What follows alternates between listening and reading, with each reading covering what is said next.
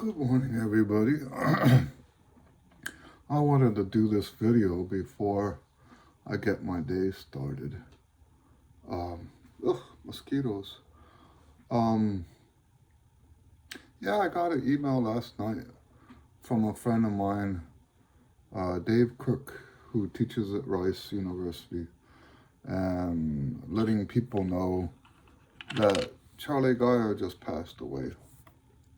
And, here's the thing, is if you look through all my videos, all my Facebook posts, I don't do this. I don't, and part of it's because of my personality.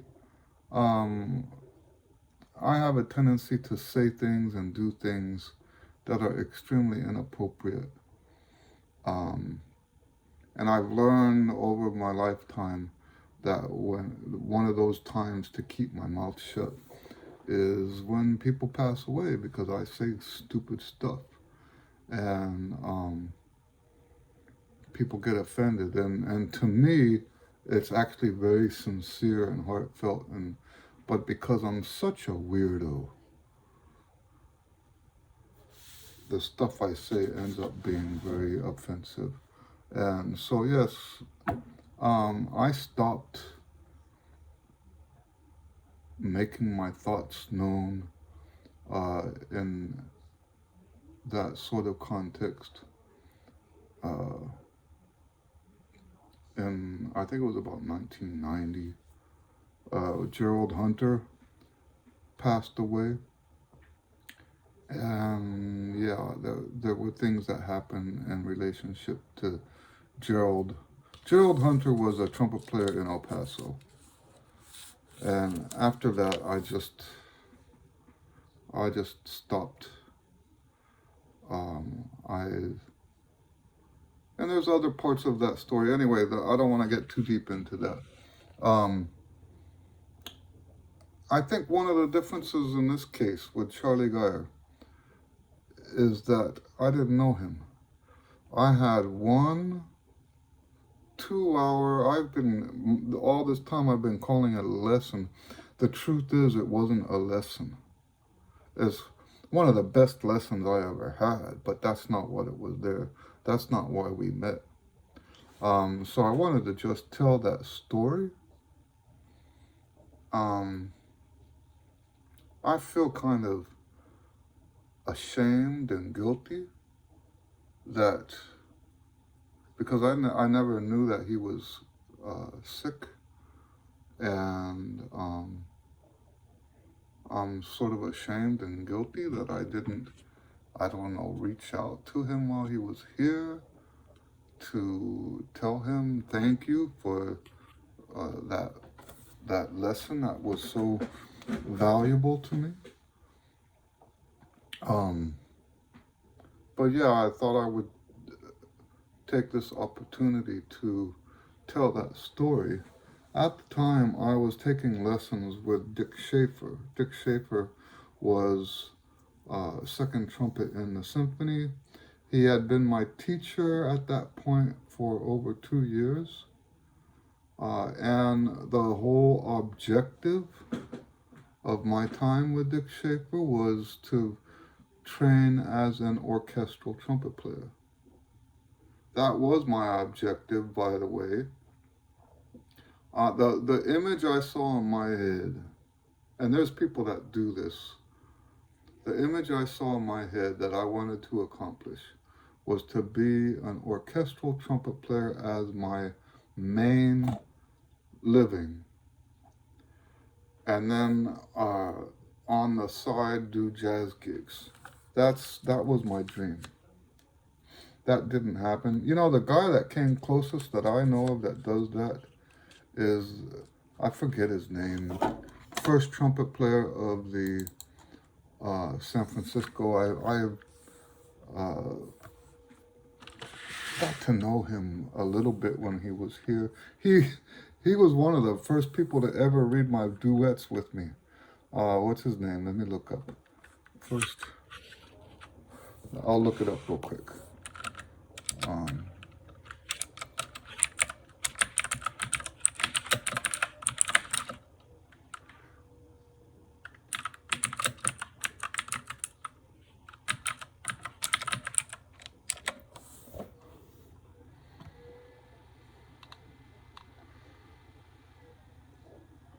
Yeah, I thought he was principal of San Francisco. What happened here? Um,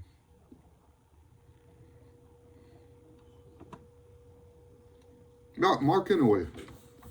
How could I forget his name? um, so my dream, and this is, I think I'm older than Mark Inouye. I had that dream before I ever met him, and it was beautiful to see Mark Inouye actually live out that dream. I made a decision shortly after this lesson with Charlie Geyer to not pursue the orchestra stuff. And in that regard, I think maybe I disappointed Dick Schaefer. Anyway, so, but that's the point. That's what brought me into that situation, right? I was a student of Dick Schaefer, pursuing an orchestral career, and Charlie Geyer was in town, and uh, the reason why we met was that Dick Schaefer had set up for me an informal audition for Eastman. At the time, Charlie Geyer was teaching at Eastman, and this was my informal, unofficial audition for Eastman. Um, and the way I remember this is I was clearly not anywhere even in the ballpark. So there, he was very polite and didn't do anything to, because really, if if if he was thinking of it as an audition, I was wasting his time. That's how I see it. Um, because there was no mention of even possibly being a student at Eastman um, afterwards. So, oh my. Um, so but that's why I want to talk about this, because that tells you how beautiful this person was. Does that make sense? I could have been just some punk, and he could have treated me like some punk, and he didn't do that. He ended up spending 2 hours with me, teaching me concepts that when I look at people online who uh, share what they learn as long-term students with Charlie, I got a bunch of that, like with both barrels in 2 hours. And it was a pivotal moment in my career. I was already a pro. Um, I consider the day I became a full-fledged professional the day I moved to Houston. I already had, by that point, 5 years of college. And I was married, and my income was all music related. I was making my living playing my horn when I had this lesson with Charlie. Um, so it's not like I was, I used the word punk earlier, but I wasn't just a kid. I was a young adult, already trying to make a living. Uh, so we met, I think, after a rehearsal. Uh, Dick Schaefer in Jones Hall.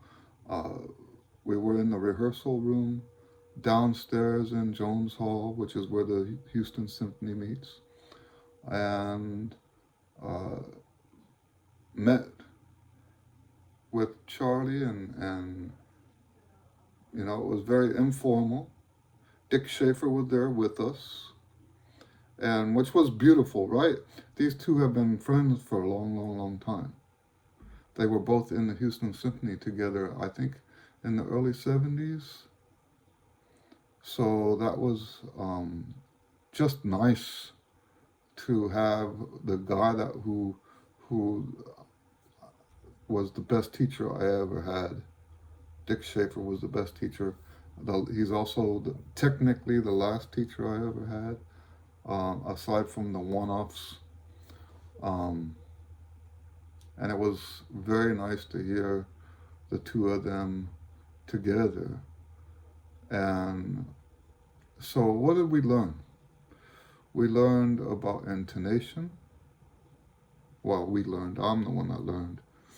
There was also this stuff that Dick Schaefer and I had worked on for over 6 months. I was having some trouble with articulation.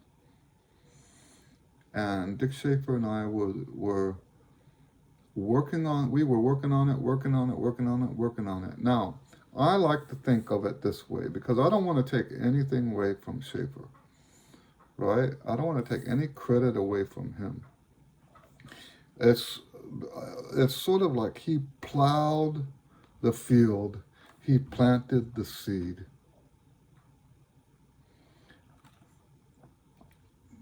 But at this lesson, Charlie Geyer was the one who said the final words that made all of Dick Schaefer's efforts come to fruit.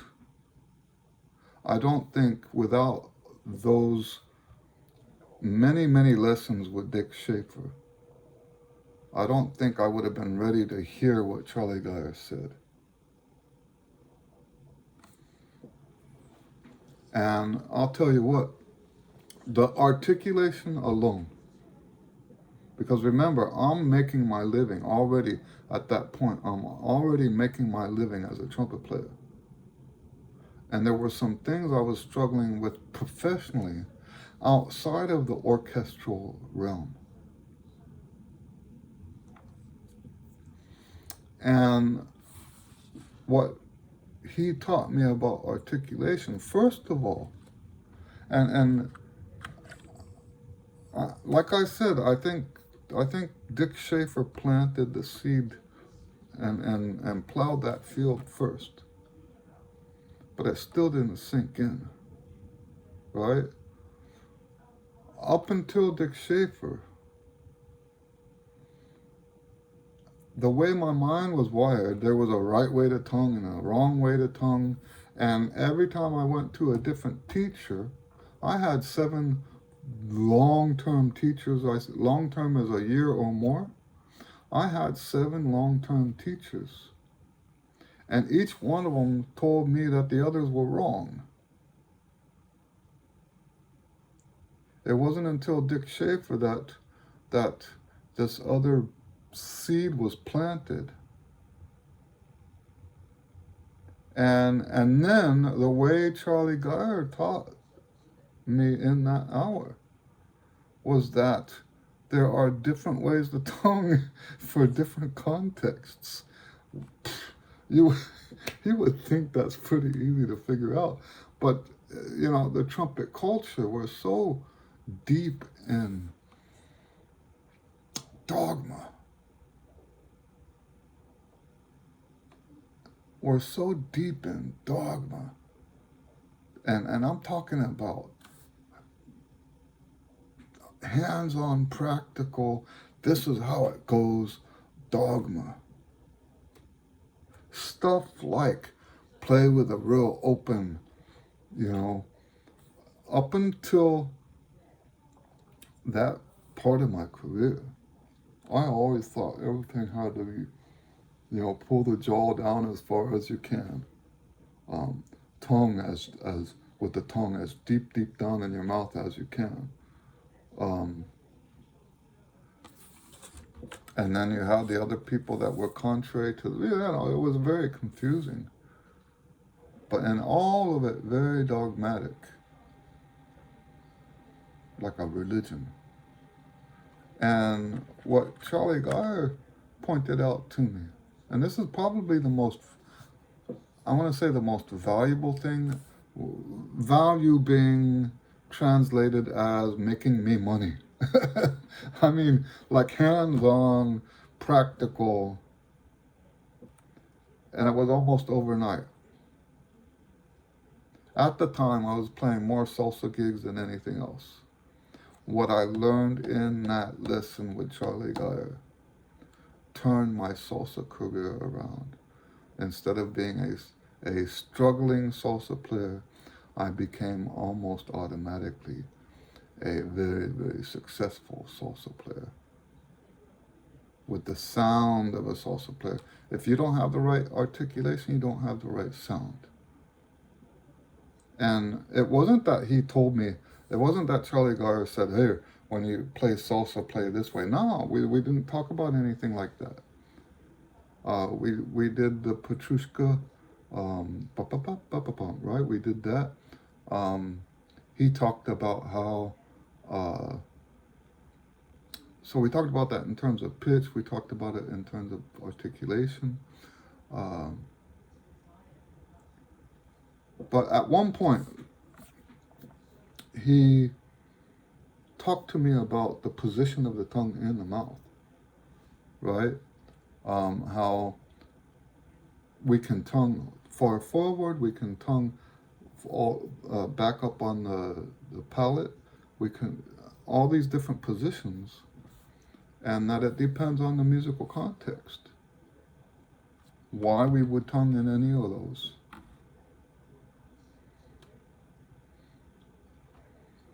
And so instead of having this dogmatic one way to do it, one way to tongue, one true way, one place for the tongue to hit the teeth, one style of release. Instead of that, what Charlie Geyer told me was that we need to be able to do all of that and know when it's appropriate for the musical context. And at that point, I was ready to hear that. And being ready to hear that, I could go now to a brass quintet gig and play the way I needed to on a brass quintet gig. I could go and play lead in a big band and play the way that needed to be. I could go be the jazz guy in a combo and play the way that needed to sound. I could go play the salsa gig and I could play the way that needed to sound. All that had to happen at this point was for me to know what that was supposed to sound like. And now I could put my tongue in the right spot and release the right way and all of that stuff. It was truly transformational. And then also what we learned about pitch. I remember what he told me. He said that the trumpet is a naturally out of tune instrument, and we have to know those tendencies and adjust to the context. And that was important too. That was valuable too. But it wasn't as career changing as the articulation thing. That articulation thing made me money. And, you know, I wanted to talk about this because I am such a terrible person about acknowledging. Don't get me wrong, I mean well. Okay? But it's like every time I try to show how much I value somebody, it always backfires. And the worst thing I want, in situations like this, the worst thing I want, or the worst thing I don't want, as I guess a better way to say it, is for my heartfelt gratitude to be a reason for someone else's pain. And so yes, I've learned, and it's probably not a good thing, but I've learned over the years to keep my mouth shut. Someone passes away, I grieve on my own. I meditate on how much gratitude I have for that person's influence in my life. In this case, I don't know Charlie Geyer, and I don't want to in any way offend the people who actually spent real time with him. I had about 2 hours, and that was it. And there was never more communication with him after that.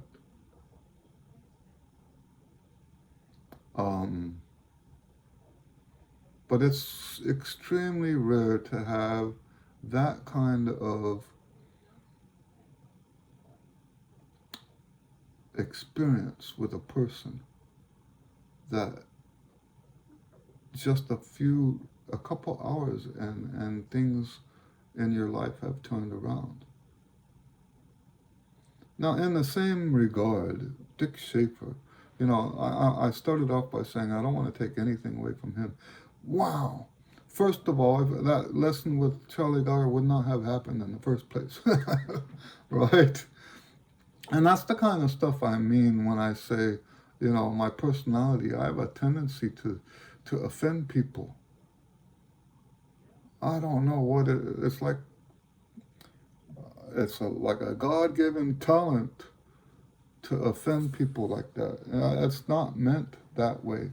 And so that's why I'm trying extra hard here to acknowledge Dick Schaefer. If without Dick Schaefer, I would have never met Charlie Geyer.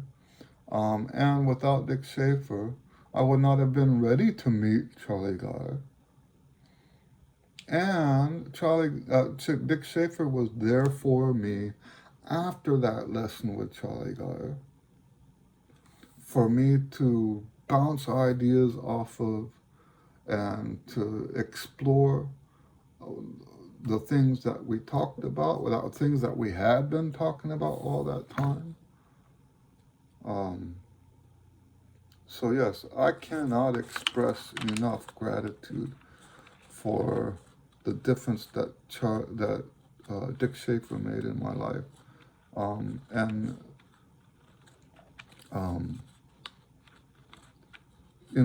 It's just that sometimes you need to hear the words from a different perspective and Charlie Geyer was there. He didn't have to be. I know the two of them were friends. He probably did this as, an expression of friendship between the two of them. I know they were very close. And, really, I just can't express enough gratitude for the both of them. But particularly right now, just because of how fresh it is, and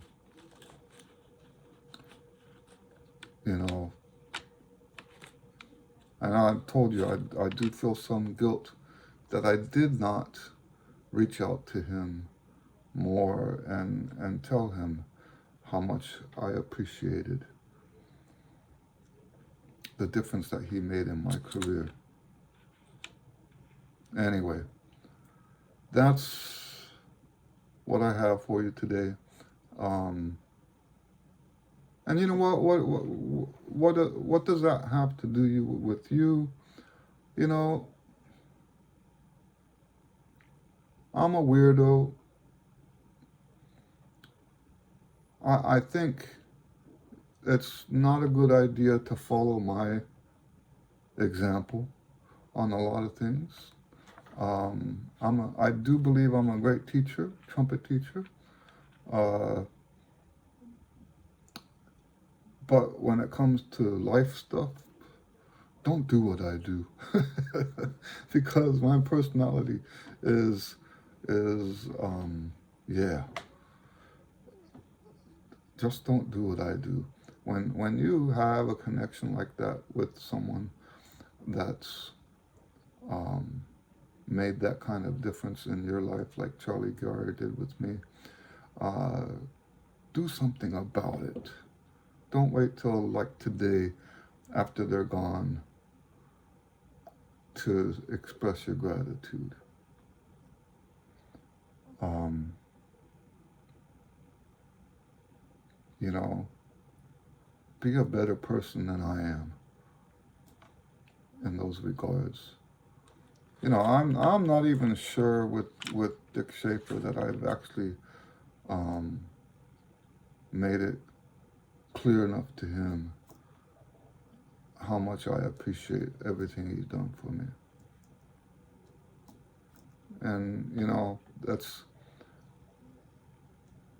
I'm hesitant to do more because I am so offensive. Really, everything I do like that backfires on me. This video here could backfire on me. But I wanted to say something because there's it's very similar. The impact Charlie Geyer had on me is very similar to the 2 hour lesson I had with Monday. What, I forget his name. Armando Guitarra. And once again, with him, I never expressed my gratitude. So, and there's people who are still alive that I've had lessons with. Another one that passed away that I never had the opportunity to thank was, what's that guy's name? I'm so terrible with names. He used to be the assistant to Chikowitz. He's the first one I had. He's the first non-long-term, you know, where you have Luther Didrikson. I had a lesson with Luther Didrikson in Chicago. I lived in Chicago with the intention to try to be a student of Chikowitz, but that never happened. But I did get a 2 hour lesson with Luther Didrikson. And once again, he passed away, and I never got to thank him for how he, you know, impacted my career. Anyway, I just wanted to share that with you. This matters to me, and sometimes, you know, when we put stuff out like this, it is selfish. I'm trying not to be selfish, and the more I try not to be selfish, that's when it gets offensive. I don't understand how that works. If I did, I would not. Anyway, yeah, my condolences to the family if they happen to catch this, and yeah. All right. Well, you know what? The best thing we can do is carry their legacy forward. All right? Anyway, we'll see you on the next video. Thank you.